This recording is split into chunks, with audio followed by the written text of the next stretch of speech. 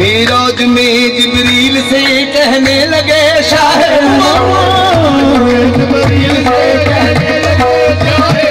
तूने तो देखे हैं हंसी बतलाओ तो कैसे हम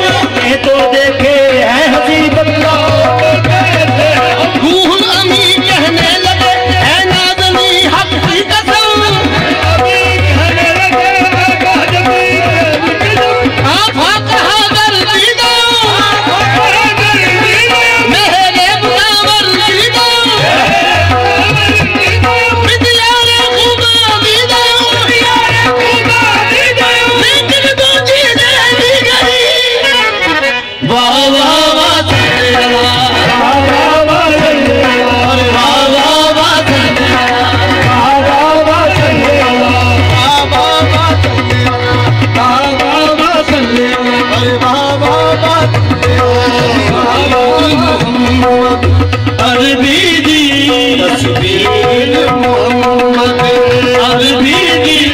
आप रब